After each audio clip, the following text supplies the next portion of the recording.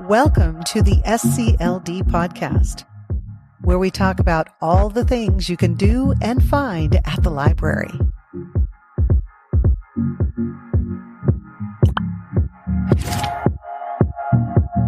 Hello, I'm Erin Dodge. I'm the Communication Specialist here at SCLD. And with me today is Sherry Boggs, our Youth Collection Development Librarian. I was going to say specialist, but no, you're a librarian.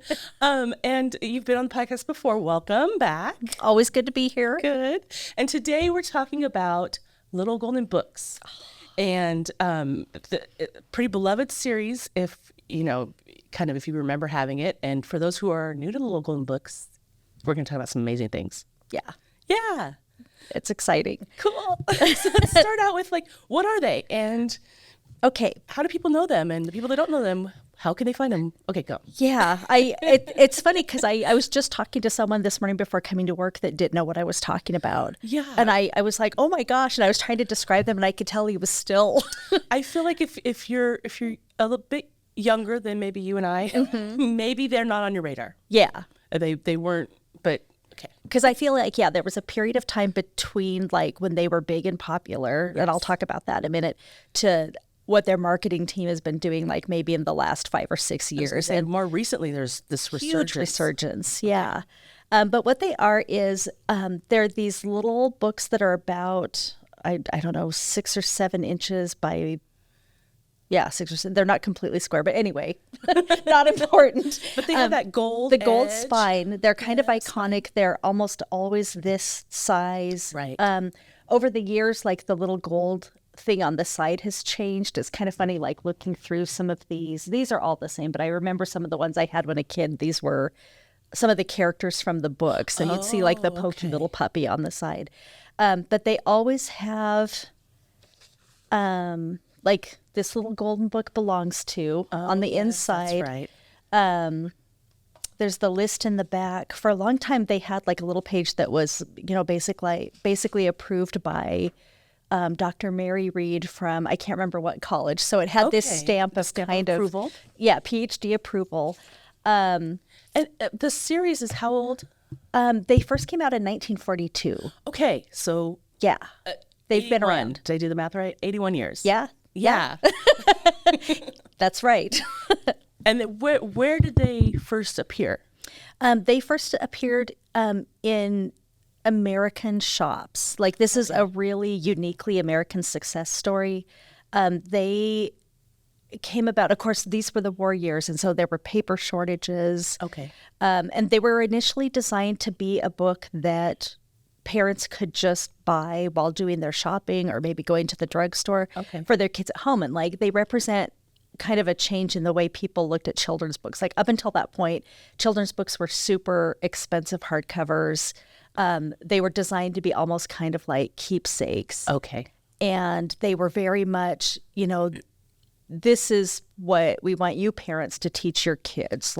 It was very kind of, they weren't necessarily written with the child's interest in mind. A little bit elevated. Exactly. Okay. Yeah, and a little bit didactic and kind of, this is great literature. Sure. And these were much more what children are actually interested in. Okay. And they only cost 25 cents when they first came out. And that you're showing the little little puppy. I said it wrong.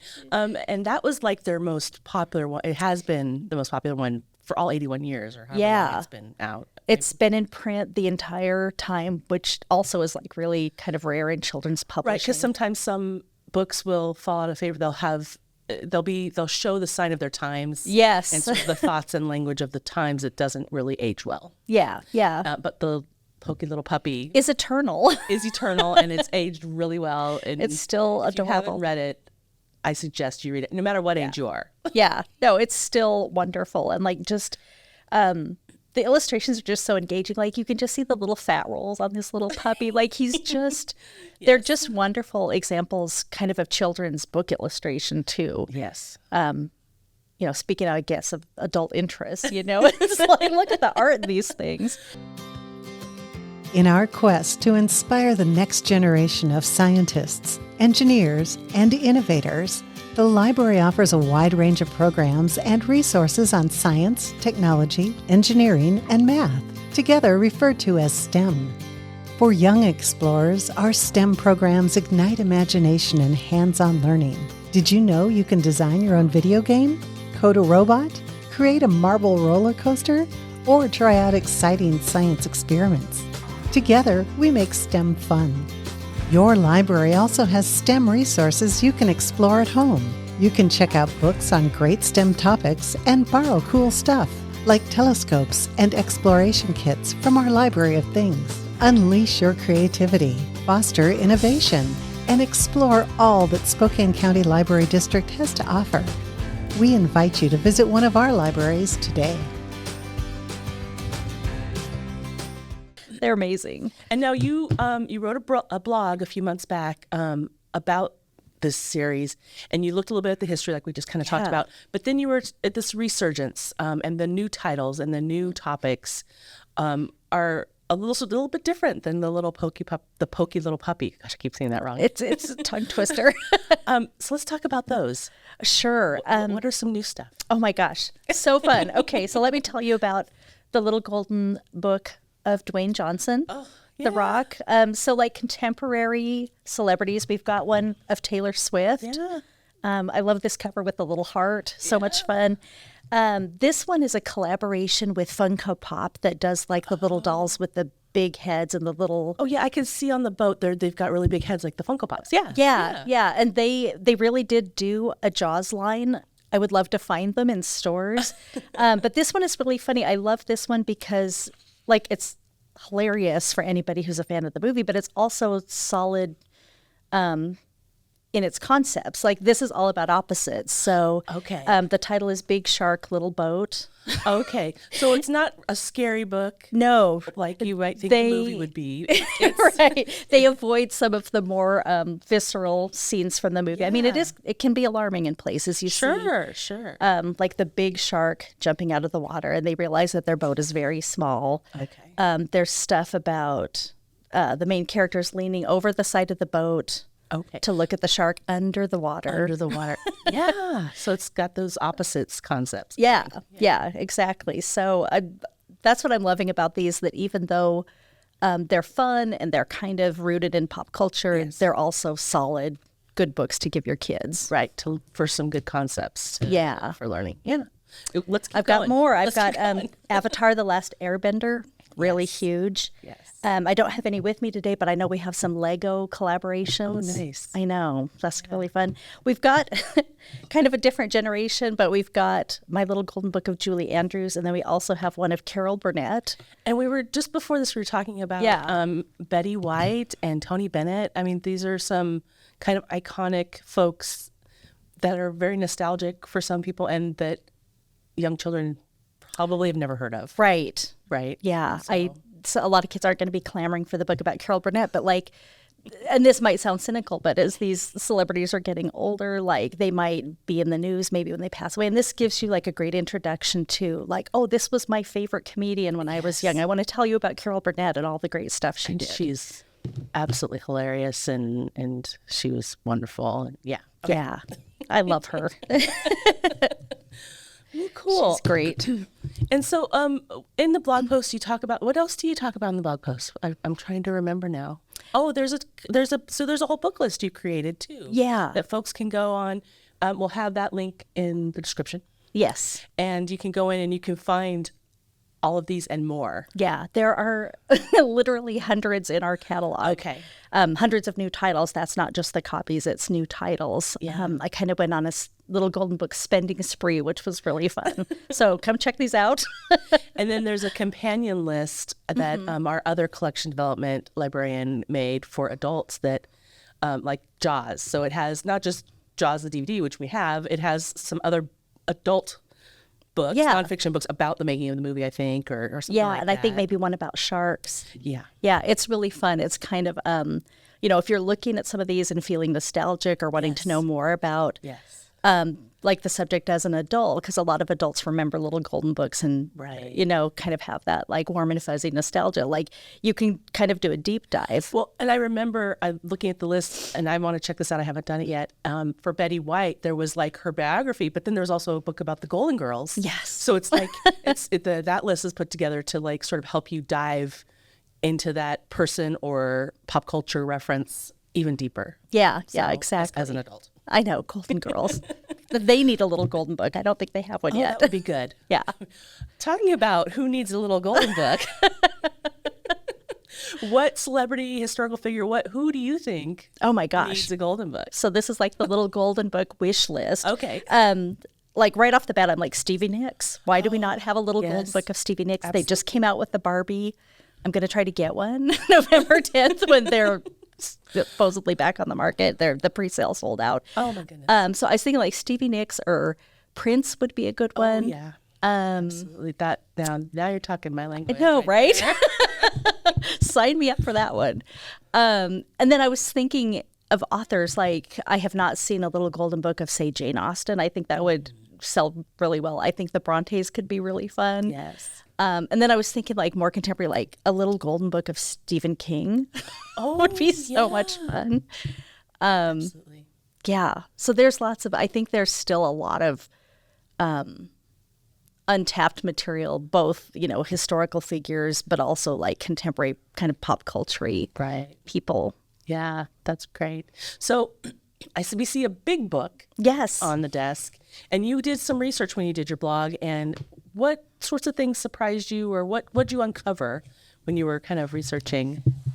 This book is wonderful. This is actually my own copy. The library has a couple copies too. But it's by Leonard S. Marcus, and he's done a lot of books about 20th century children's literature. And he goes into kind of what was going on in the United States when these books came out, and kind of the sea change that happened where publishers finally started thinking about, what do kids want? Right. And this book is called, for folks that are listening and not watching, Golden Legacy. So it's all about the little golden books and that era. Yeah. All right. Yeah. Oh, cool. Thanks for putting that out there. That's fine. I'm just like, look at this beautiful cover. Yeah. And so he's talking about how this launched a lot of illustrators' careers. Oh, nice. You know, people like Margaret Wise Brown and Garth Williams. And it's funny because they were kind of sharing some of these illustrators across publishers. I see.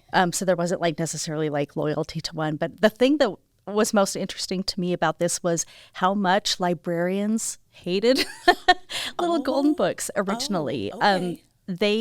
I think it was this thing where they didn't look like an important piece of literature. They had this kind of throwaway look to them. I see. At that time, librarians also really hated comic books. We've since learned like these are so great for reluctant readers, and I feel like little golden books are probably the same way. Yeah. But right out of the gate, they were not fans, and for a long time, libraries didn't collect them. They didn't have them in their collections. And we were kind of the same way. When I started, I don't think we had, and that was 10 years ago, I don't think we had any in our collection. But I've been slowly building that up and just kind of treating them the way I would like a paperback picture book. Any other, Yeah. Yes.